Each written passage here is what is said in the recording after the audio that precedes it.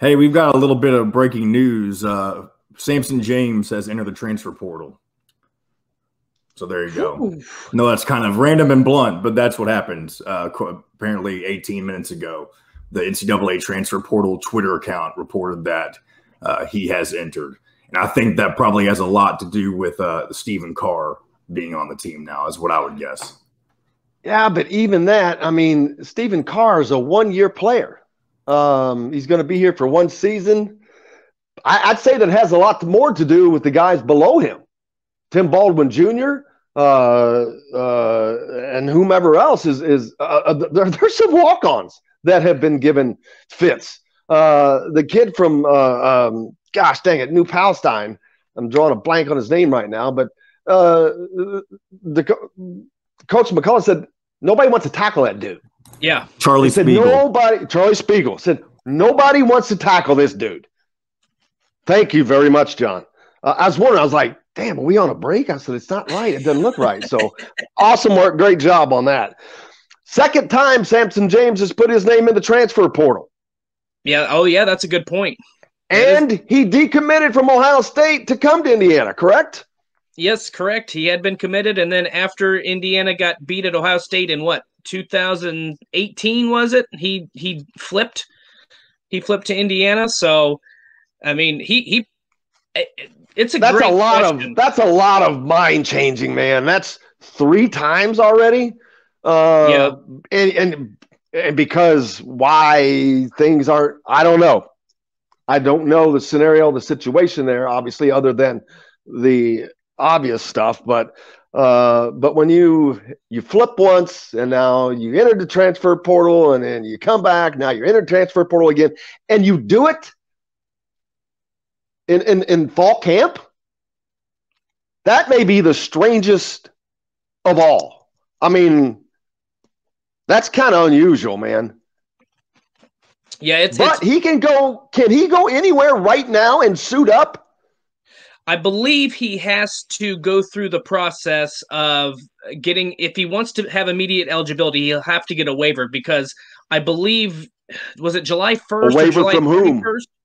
Yeah, July 31st. There's a deadline to enter your name in the transfer portal and be grandfathered in under that policy where you can transfer and that be applicable to the one-time transfer rule. Because basically they don't want somebody playing, just as an example, they don't want somebody playing for Indiana halfway through the season and then switching to Michigan. To transfer to Michigan, to transfer to Purdue or wherever, and then you've got that entire team's playbook and their tendencies and all that, their schemes, all that stuff.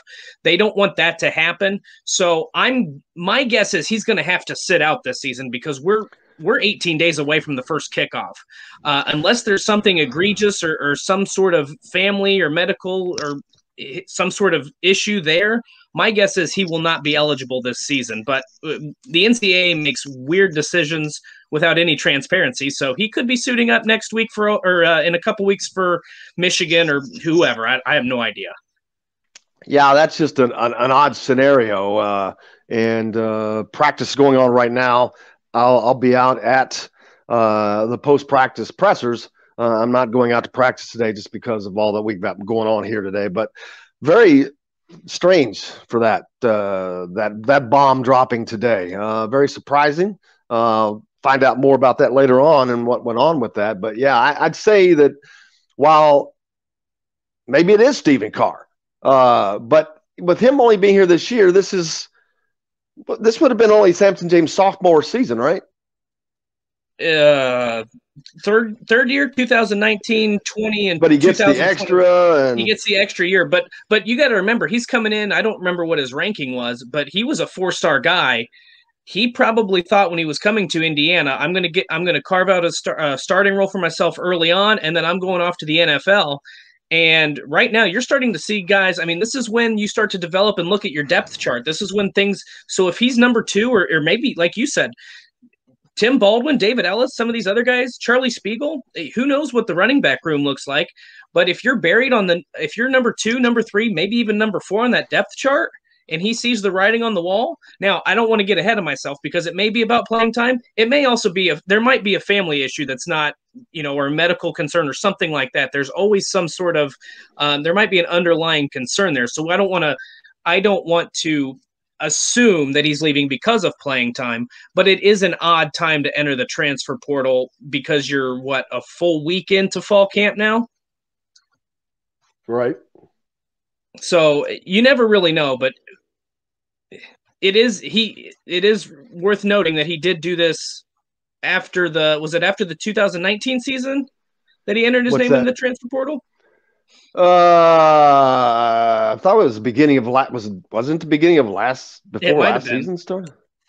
It might have been way before the season or after the season, in between the seasons. But regardless, it is what it is, and it doesn't matter. You got to go forward. I find it ironic with the fact that you've got a new coach coming in that is obviously bringing great things from the NFL that came from a Super Bowl winning team.